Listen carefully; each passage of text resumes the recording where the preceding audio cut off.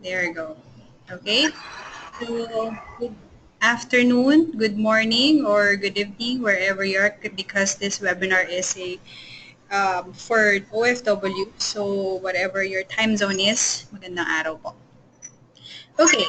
So, this webinar is actually the part 3 of our Forex education series, and it is being taught to us by Sir Nathan Ginson, our Forex trading expert. Again, this is part 3 already, given for free. So we are very much privileged to have Sir Nathan na maibigay to sa atin ng free.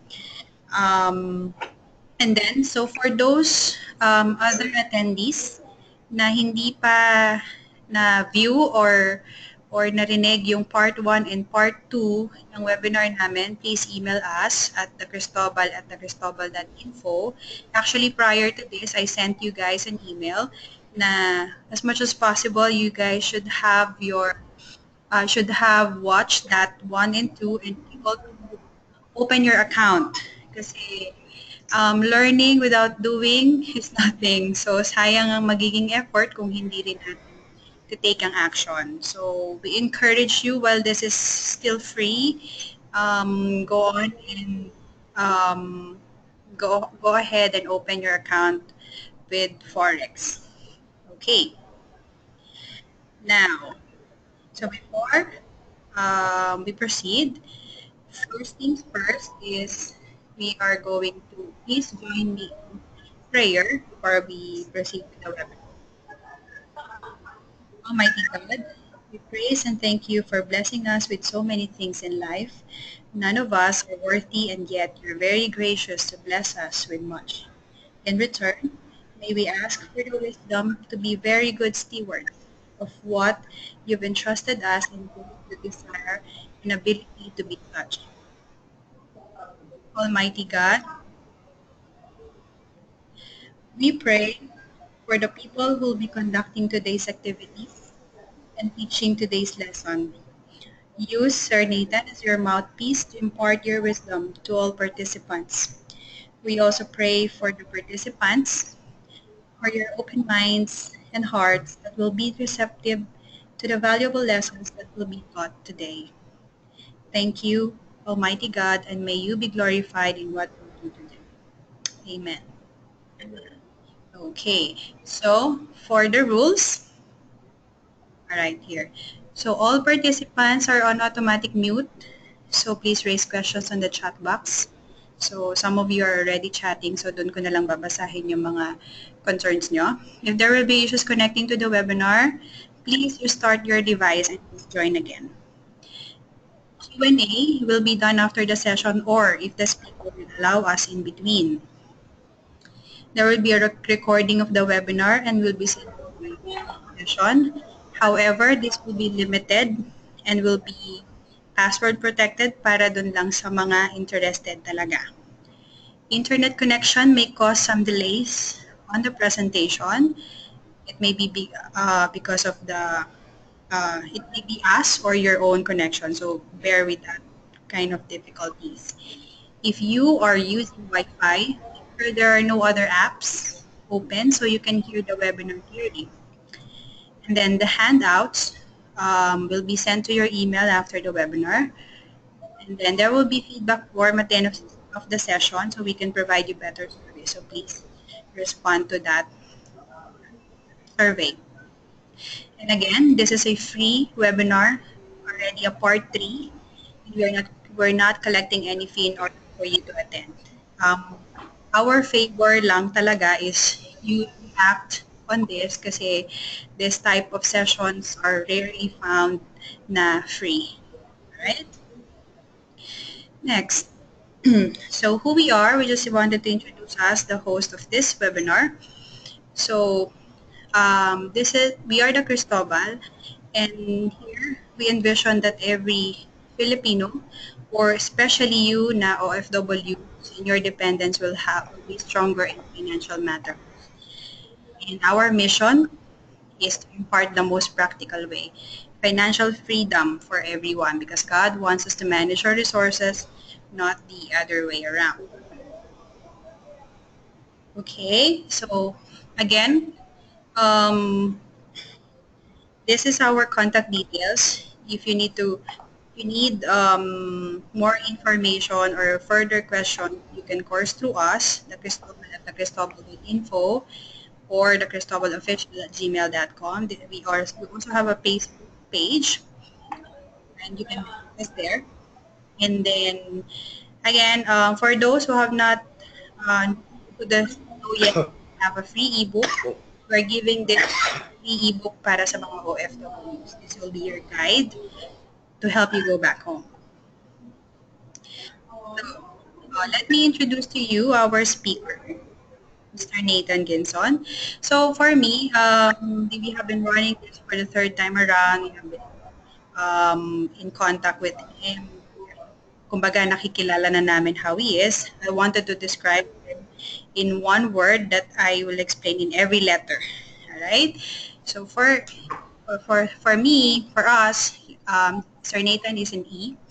Eloquent. He is clear in his expressions when it comes to teaching Forex fundamentals. X, he has an X factor. He got this when it comes to trading. He is definitely a seasoned trader and he have seen the ups and downs of the largest market in the world. I tell you, he has been trading, wala pang internet noon, so hindi ko lang paano nila ginagawa, but there. I wanted to know that. Diyos ko, parang kung talagang may titingnan ka, paano nila nagawa yun noon? With DSL pa yan, Sir Nathan, di ba? Or dial-up? Dial-up pa yun. Yan, so, yan. Doon nyo na nakuha yun. Talagang season na experience na talaga. He, very passionate.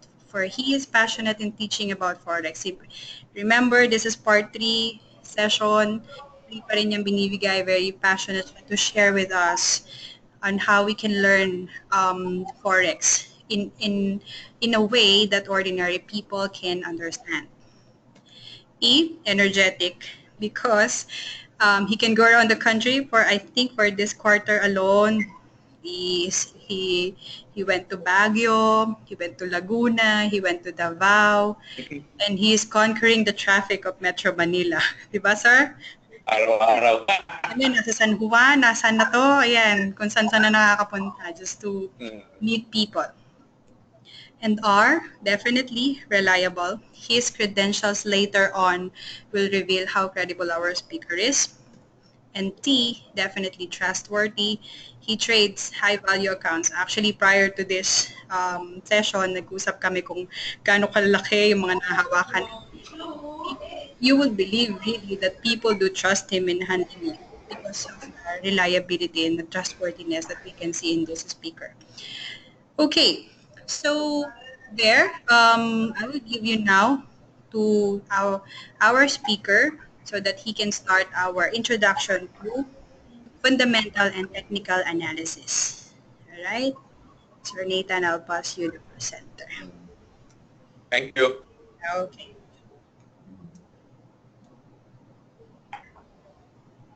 Can everyone see my screen? Not yet, sir. Ayan. Hold on. Ayan. Ayan. Ayan, ako I can see. Oh. Okay.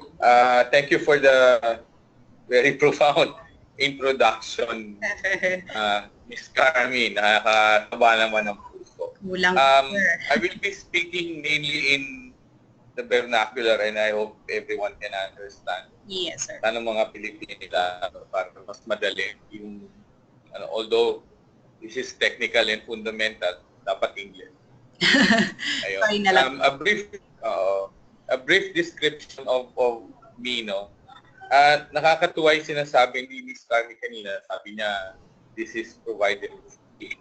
But honestly, no, we do charge seminars like this. Kaya lang, medyo may kamahalan. Roughly about $1,000 per person.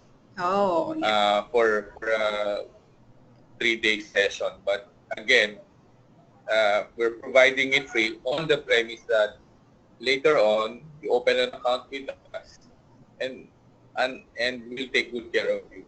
Ang importante dito is maganda yung sinabi rin ni Miss Kami kanina, it's pointless to go over this without actually doing it. It's like trying to learn how to swim using the internet. Right, sir. Correct. So, You have to dapat you have to participate din talaga.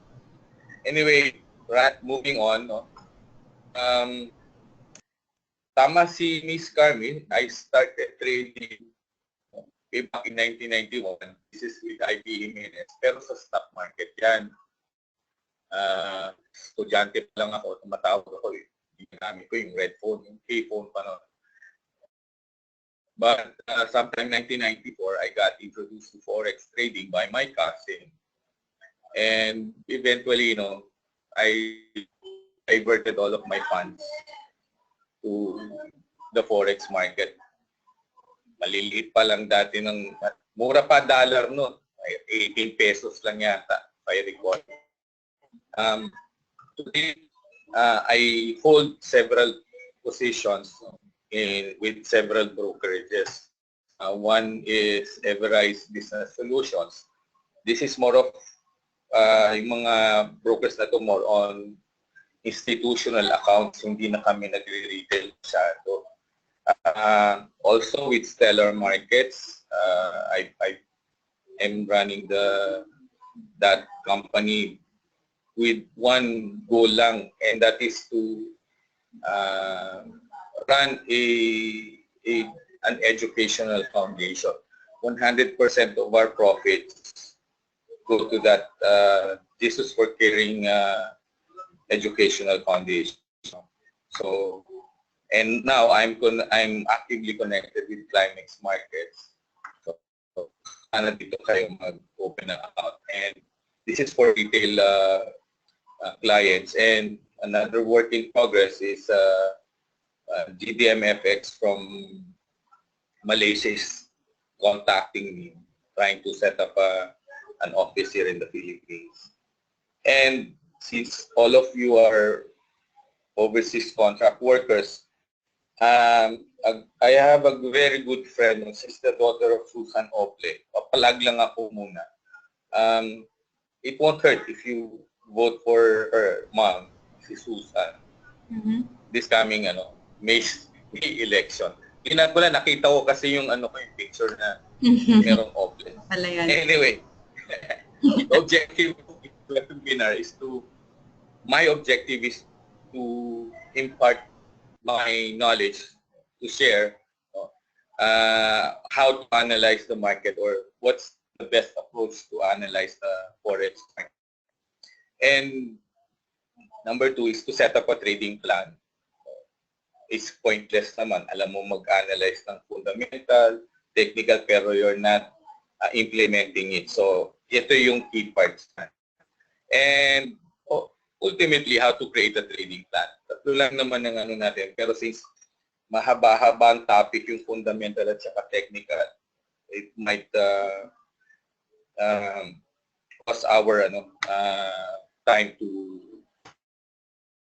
finish it. But moving on,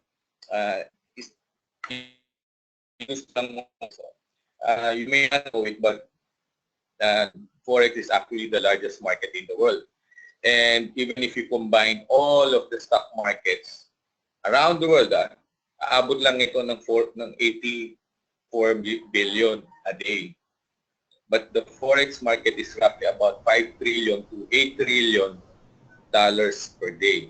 So, parang ito yung 81 million scam. Ang liit, baril-baril lang talaga yung mga stock market compared to the Forex. And this is because of the and the reason why this is the largest market in the world is because of the participants. Everyone listening to this webinar, attending to this webinar is actually a participant. I've explained this before in my first webinar that all of your activities are Forex related. Buying a cigarette or buying McDonald's, that is a Forex transaction. Yeah. Sending a text message is a Forex transaction. Buying a phone is a Forex transaction. every single day of your lives, you're participating in the forex market. And Right. this is the reason why it's the largest market in the world.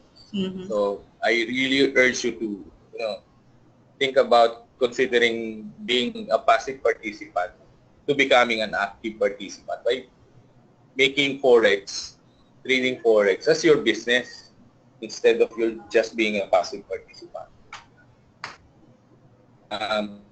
Now, let's discuss forex in particular. No? Forex analysis is used by the retail trader, no, to determine when to buy, when to sell at any given time. No? It can be technical in nature by using charts, or it can be fundamental by analyzing economic indicators, no, or our news-based events. A currency trader uses a system that analyze the market, no, and help him create decisions, no, when a certain point is reached. For forex trading analysis, no, there are free available on the market. Pero meron din mga dinidevelop ng mga programmers, no, na they sell, may bayad. So, ang approach natin dyan, maraming pwede talagang gamitin. Merong libre, merong may bayad, may subscription. If you go Google it on the internet, talaga napakarami po kayo makikita ng mga, ang tawag nila ron EA, expert advisors. Mm-hmm. Now, for fundamental, medyo meticulous itong approach na to. Definition is often used to analyze changes in the market, no, by monitoring factors such as interest rate, unemployment, gross domestic product, and my favorite, mamayang gabi, yung non-farm payroll. Mamaya, mapakita ko sa inyo yung pwedeng mangyari mamayang gabi. April 1 pa man din ngayon. Baka April Fools, ha? Yun na nga eh. Baka bigla tayong bulagain ng mga Amerikano. Anyway, for example, no, we're going to trade the euro dollar, no. So, siyempre, babasihan natin mga fundamentals natin by monitoring the interest rates in the eurozone. Medyo maraming trabaho yan kasi ilan bang bansa ang gumagamit ng euro na currency? Over 30 plus countries yan. So, interest rates nila, titignan mo, and then titignan mo rin yung European Central Bank, no, kung magre-raise o maglo-lower sila based sa mga member countries nila eh. And, of course, you need to analyze the interest rates policies of the US as well. So, talagang medyo maraming babasahin ang gagawin dyan. Mm-hmm. Ang maganda rito, it will really stimulate your mind. This is an example of if you can see, I'm being blocked by ayun. If you can see, no, mamayang gabi, no, at exactly 8:30 PM Manila time, no, merong tatlong data na lalabas sa US market, no. One is the average hourly earnings, the other one is the non-farm payroll, non-farm employment change, and the third is the unemployment rate. But I'd like you to focus your attention to the non-farm unemployment rate simply because there is the discrepancy. Doon sa hourly earnings, maliit lang. From negative 0.1, naging 0.2. Okay. Yung unemployment rate naman sa US, yung figure sa pinakakanan, yan yung actual figure last month. Last month, okay. Yung ini-expect, yung nasa kaliwa, yan yung ini-expect nila this month. Forecast? Last month. For the month of March. Yung kanan, yan yung for the month of February. Sorry, baka naguluhan kayo. Dahil ibang buwan na pala ngayon. So, yung 242,000 figure, that is the actual figure for the month of February. Okay. Now, nakalagay non-farm employment yan, ibig sabihin yan, lahat ng mga trabaho sa Amerika excluding agricultural employments. Okay. So, yung mga magsasaka nila. Oo. So, sa buwan ng Pebrero, 242,000 yung may trabaho. Ngayon, ini-expect nila for the month of March na bawasan to 206,000. So, you do the math. Nung 2 months ago, 242. Ngayon, ini-expect nila 206 lang. So, fundamentally speaking, pangit yung data na to as far as the US economy is concerned. Ibig sabihin kasi parang nabawasan ng trabaho, di ba? Yes, sir. Oh. Yun. So, the dollar might go down.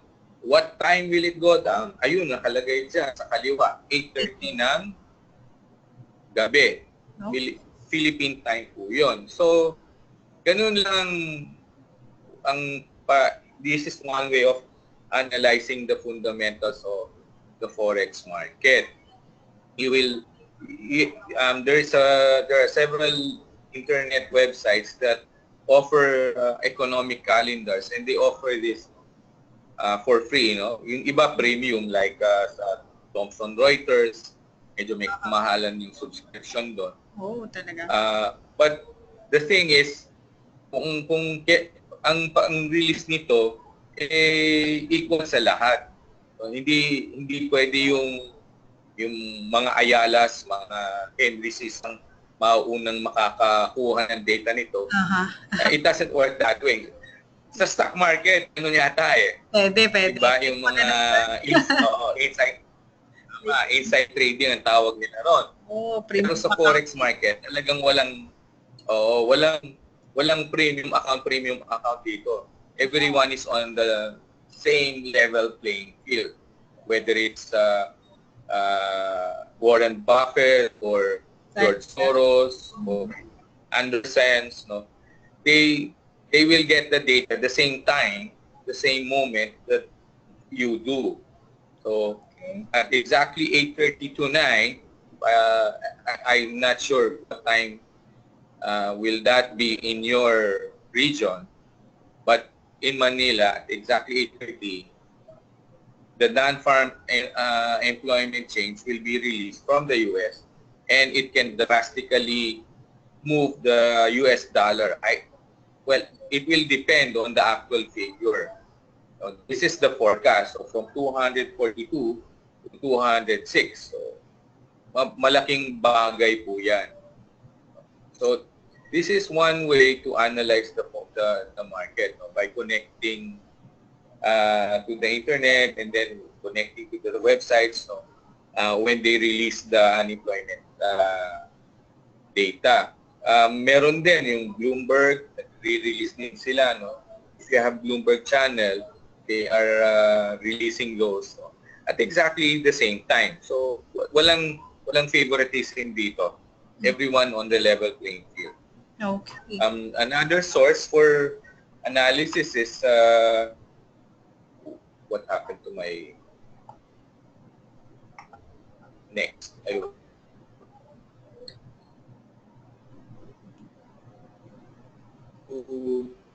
Welcome, Mr. Tristan. Is he ready online? Yes, Sir Nathan, sorry. Yes. Medyo late ako. Late actually. Another, I'm getting an echo. Another fundamental analysis is one that I'm showing you on the screen, where this one is discussing the possible price changes in crude oil. So, ganito po ang approach kapag fundamental ang babatayan ninyo.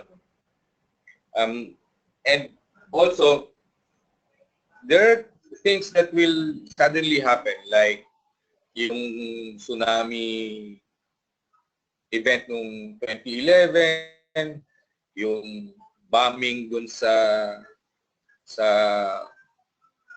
Brussels, So, Every now and then, these are fundamental, these are events that actually affect the Forex market. okay. I was arguing with one of my clients last Tuesday. Sabi niya, bakit ang laki ng spread ng euro? Sabi ko, sir, hindi ka naman yata nakikinig sa balita. Yung Binasabugan yung airport sa Brussels. So, naturalmente, mga bangko sa Europe, they will try to hold buying and selling of the euro currency to avoid panic. So, tinaasan nila yung spread. Ano yung spread? Ito yung difference ng buying sa selling price ng particular currency. So, ayan, no? So, it makes good sense if you have a trading account now, yeah. so that when things like this happen, you already know what to do. Either you buy the currency or you sell the currency. Either way, this is a two-way profit potential, so you can really take advantage of those scenarios. Although pangit mo, most of the time, yung mga events na ganyan, calamities, ang kumikita ka, meron namang nasasawi sa ibang parte ng bansa, ng mundo. But this is business, no? Having a trading account in moments like this, no, can really make you a good amount of income, profits, just by analyzing the market fundamentally, or just by trading the market in a fundamental fashion. Ang kaibahan naman yan sa technical analysis is that analysis, no, is basically studying price actions, no, based on the past, and it can be either analyzed in a manual manner or automated. Ito po yung sinabi ko kanina, no, na kapag manual, you analyze it on your own. Automated naman, you analyze the forex market using a system that will give you signals whether to buy or to sell. In a manual system, no, it involves the trader by analyzing the technical indicators and interpreting them by themselves, no, whether to buy or to sell, or yung price changes. Sa trading naman, it involves the trader having a software that signals them to look for buying signals or selling signals. And it's basically taking away the human decision-making factor out of the way. So, automated. Before, it is probably a good way to trade the Forex market, no? But nowadays, I don't see any good reason why you should follow this lead, no, yung automated trading. Simply because that works, ibebenta ko ba? Hindi ba? Hindi naman eh. Gagamitin ko na lang, ihiramin ko yung pera ninyo at bibigyan ko kayo certain percentage. So, ganun yung yung stand ko sa mga EA na yan. No? They will not sell you an EA that really works. No? They will sell you an EA that sometimes work, sometimes don't. Okay. Yan. So, sana I hope you can discern the difference. Come to think of it, if you have the system, a perfect system for the Forex market, you can make $1 billion every day. Huh? Oh. But is there such a person? Wala pong ganung tao. Wala pong ganung kumpanya. Even Wall Street guys like Morgan Stanley, they don't have those. Even Warren Buffett doesn't have that. They based on several factors. Based on, they have a system, but it's not this automated system. Kaya marami po kayo makikita niyan on Facebook, on Google, on Yahoo. No? You do some research on EAs, you will see tons some of them providing them for free. Others you have to pay premium for that. But basically, come to think of it, if you have that system, will you sell it? Iba hindi na, hawakan mo na lang, and then you borrow money from a friend. I can turn 1,000, if I can make perfect trading, I can turn $1,000 into a million in a month. So why would I bother selling it? Diba? So yung mga automated at saka manual, those are the things that we need to consider. Now, there is no best method in analysis. No?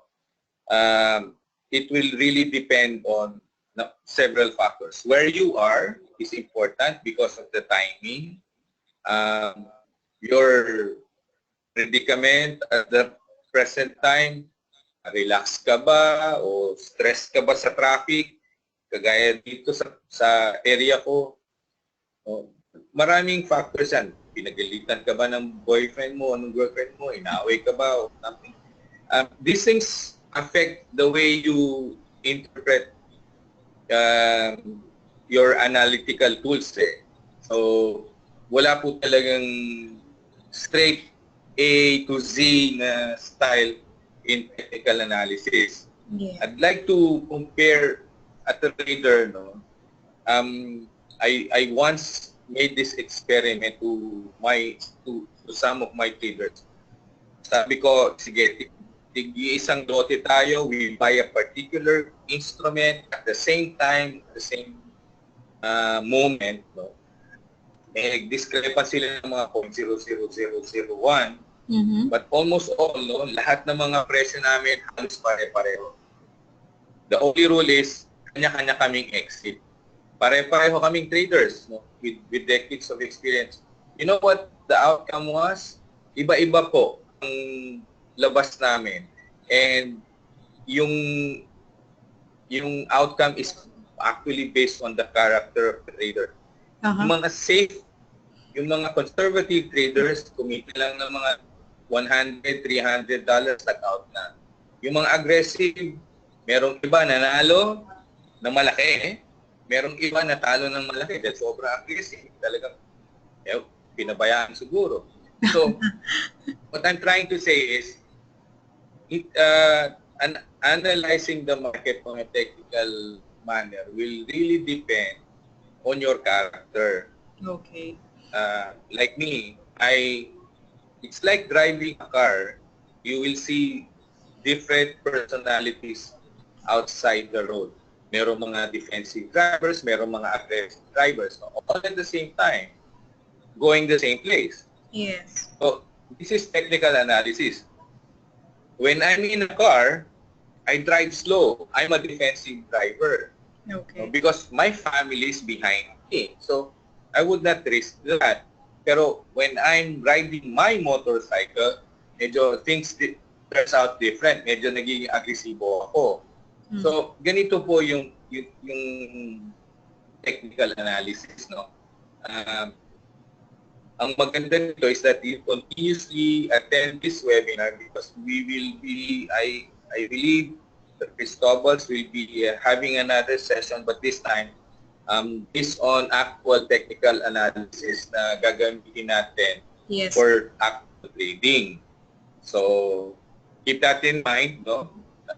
Get in touch with the Cristobals when the next webinar will be, because we will be covering specific technical analytical tools that we normally use on a day-to-day type of trading. Mm-hmm. So, yan. And then, also, pagka nag-create tayo ng trade ng ating analysis, no, whether to buy or to sell, it is also important that you have to start with the entry point to Bankabil and then the exit point where in case mali ka. If you have that kind of attitude, chances are pinag-iisipan na, okay, for today, this is what I'm willing to risk. No? Kasi madali yung solve ka na dun sa risk kasi yung profit, you can take it out anytime. Okay. Yun. So, to creating a trading plan, no? Forex trading is not an online game. Marami ko naririnig na merong mga nagsasabi na parang laro lang yan o kaya parang sugal yan. No, it's not. You should treat it with the seriousness and focus. No? Only during the time that you plan to trade. So, mag-monitor ka ng market, walang problema yan. But when you made up your mind, okay, I will trade today, you need to stay focused. Hindi yung po pwedeng, ay, teka lang, magkape nga muna. I once had a new trader. She's a new mom, kapapanganak. And then trading na for 3 weeks, tuloy-tuloy, consistent. Conservative but consistent. Yeah. Umiyak lang yung anak na kalimutan niyang nakatrade siya. Siguro less than an hour's time. Pagbalik, ubusin ko yung pinaghirapan niya, pati yung capital niya. Ganun kabilis ang pwede mangyari sa Forex market. No? Okay. Kaya dapat yung focus na. No?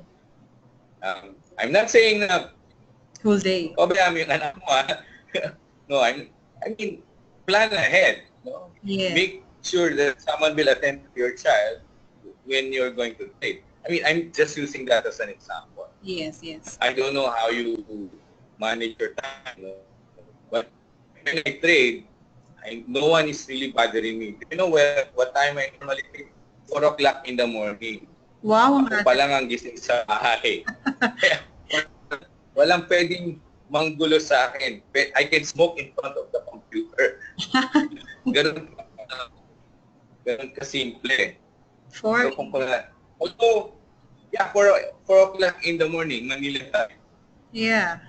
And most of the time, before I finish the stick of cigarette, nakaka-$10, $20 na ako. And I'm all good for that.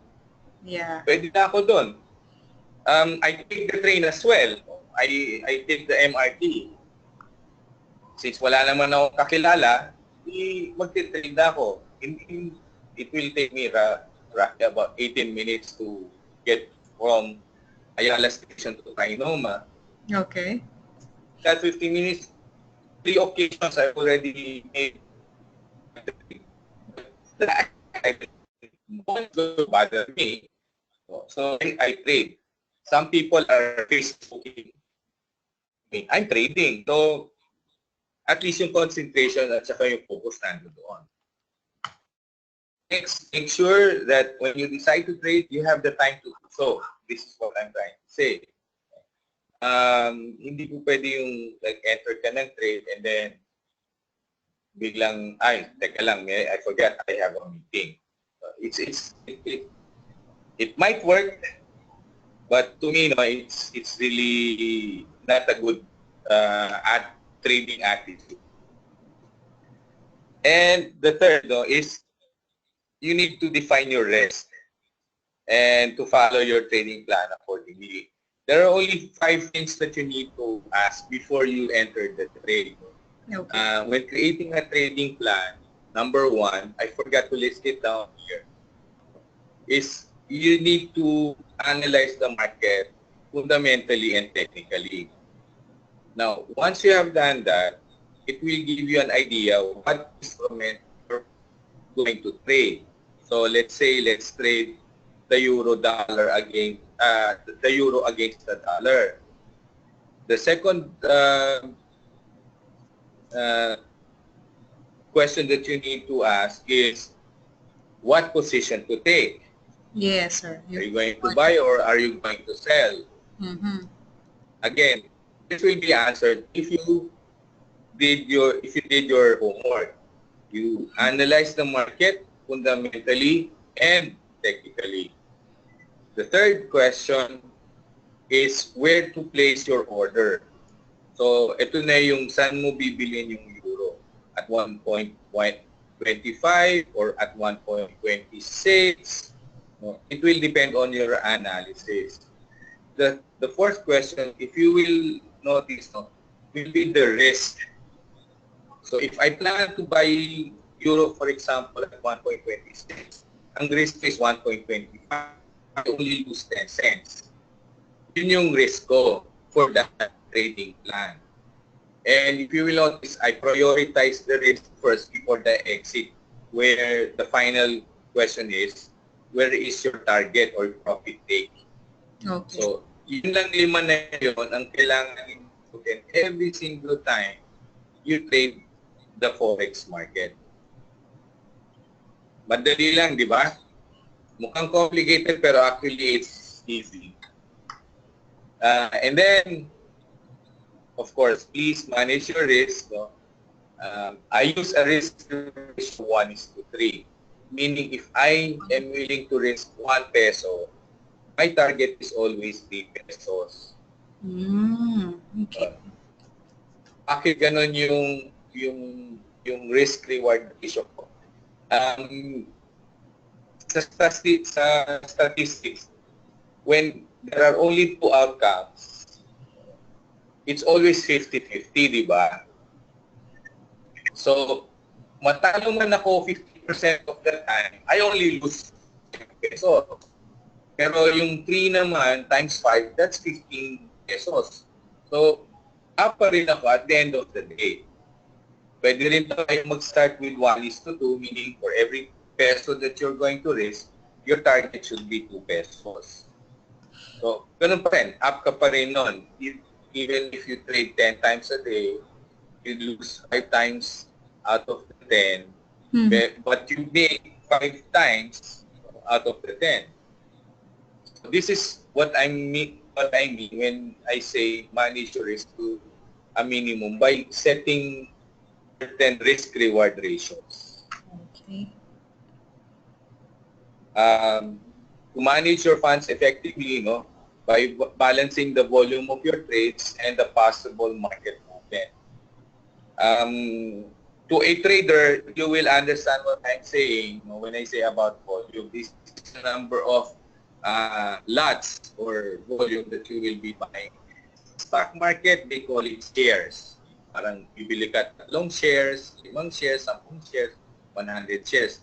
Sa Forex market, ang tawag naman namin dyan kasi is contract or volume. So, I mean, it makes no sense if, let's say, you only have $20,000 and then you're buying 20 volume. So, you're exposing the whole capital. Yeah. Ubus agad yun, sir. It does. Pag ano. Yeah.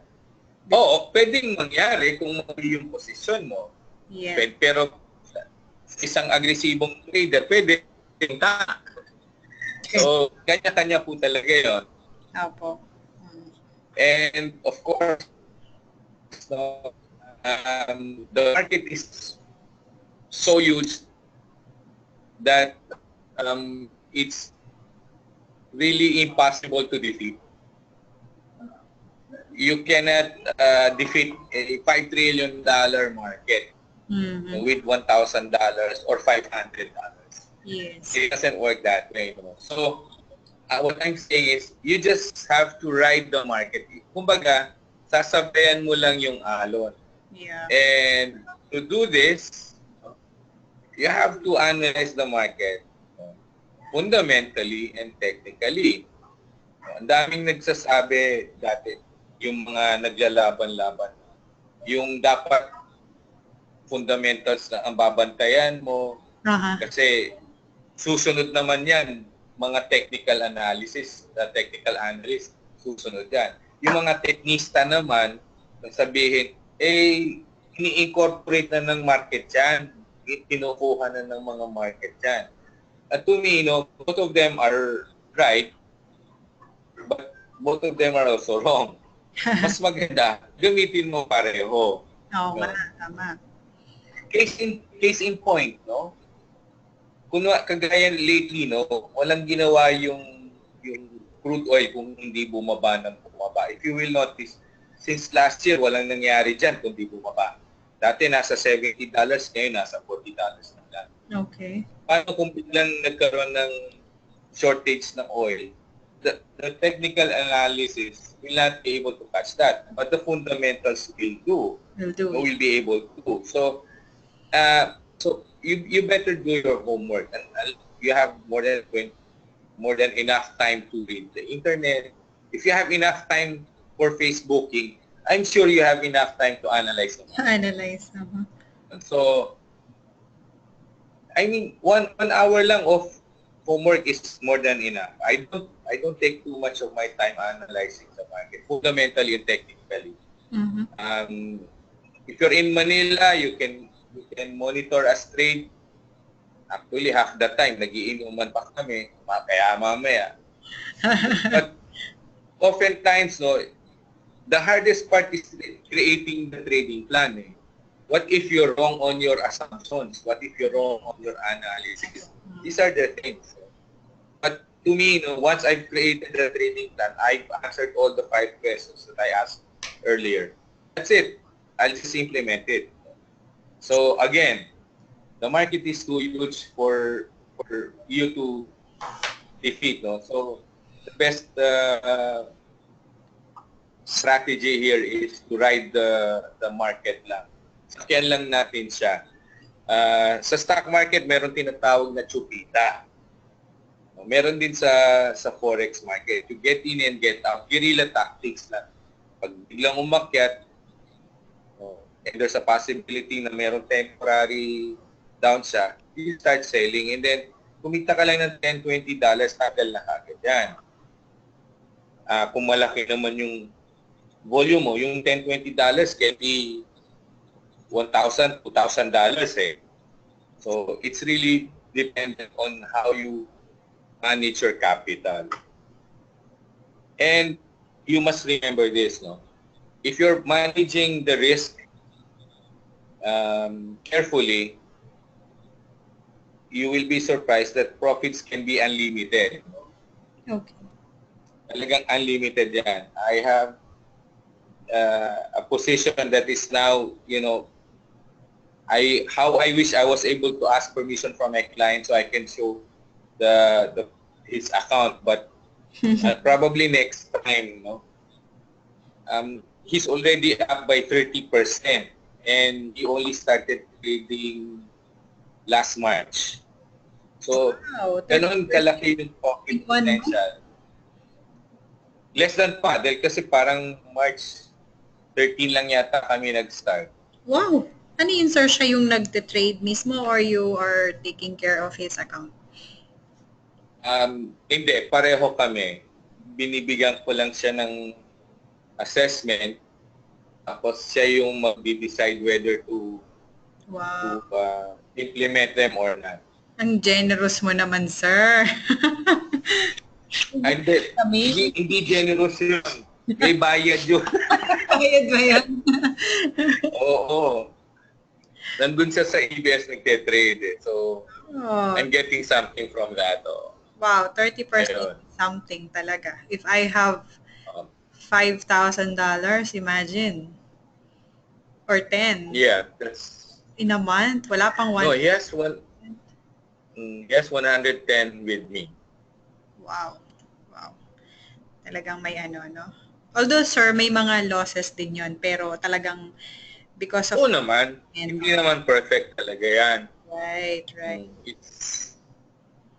So, sa 10,000 account, $3,000 agad. Wow. Sarap naman. Mga ganon. Hindi na ako magtatrabahonan, sir, pag ganon.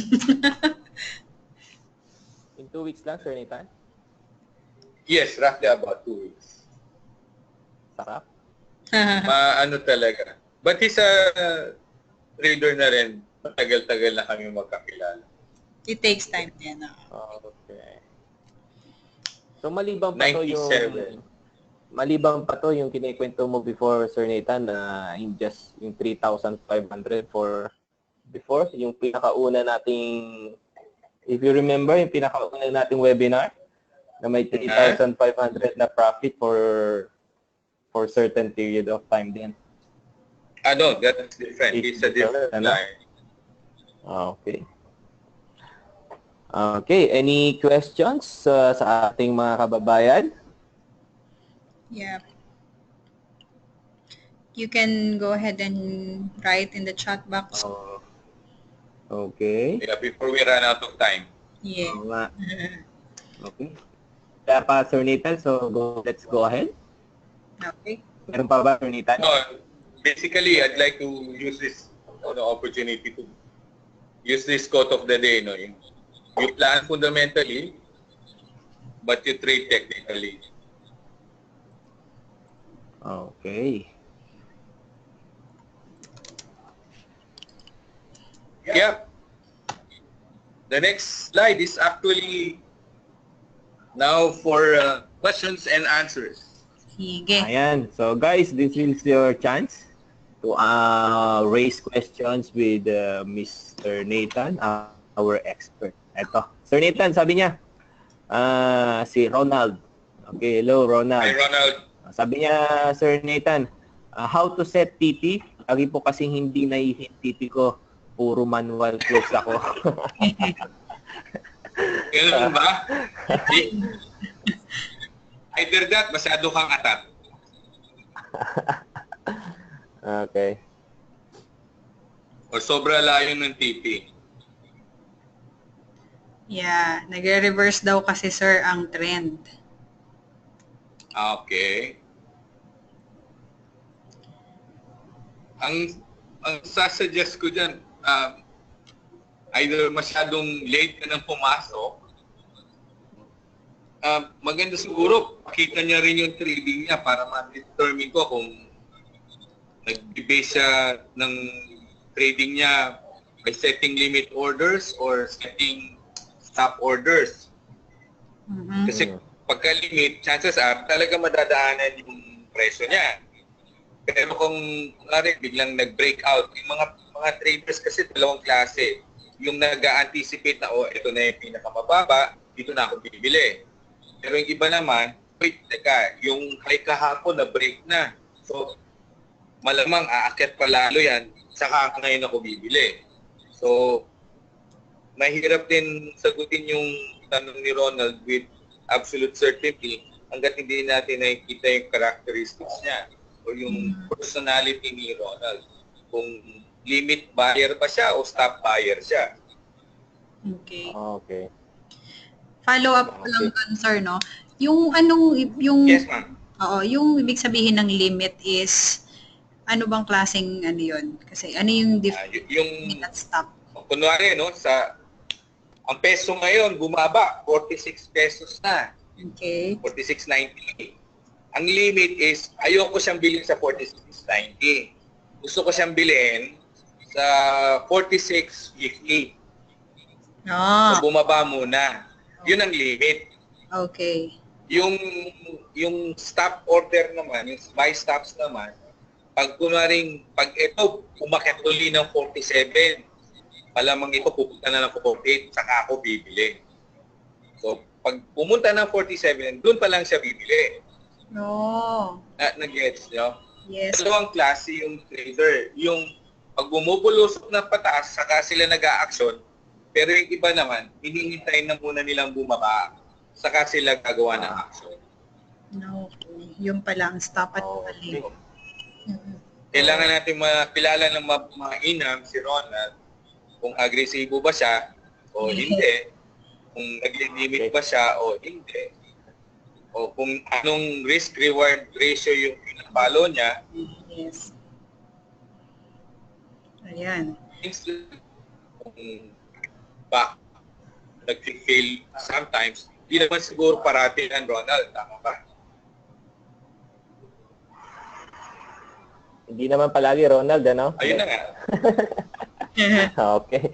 So, any mga kababayan, pagkakataon na natin to.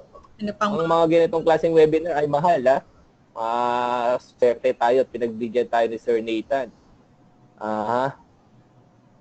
Yeah, my lunch meeting is usually $1,000 per person.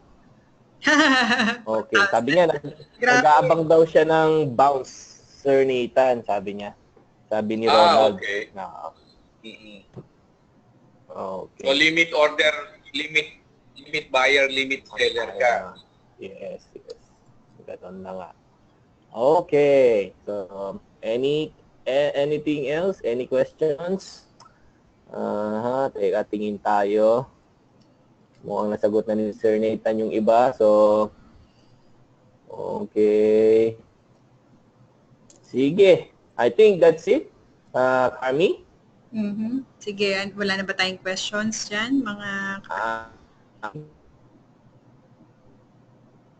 ayan. So,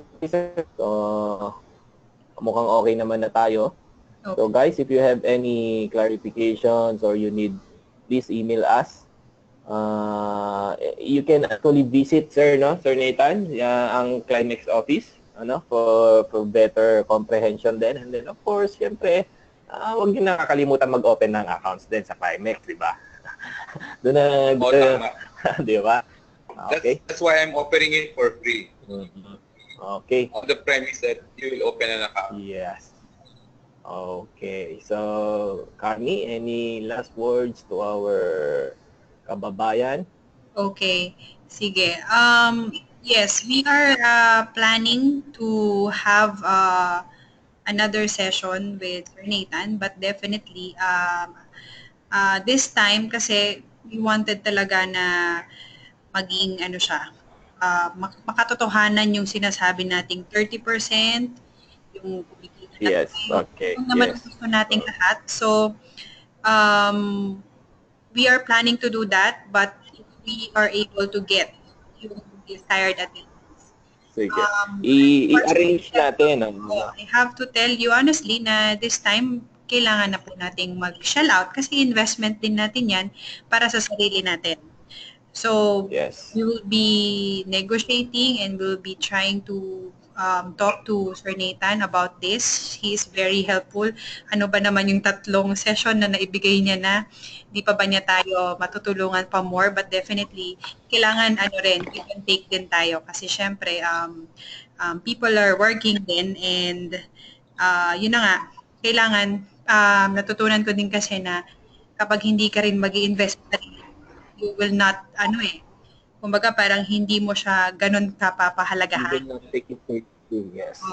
Okay. So, it's like learning to swim by reading it on the internet.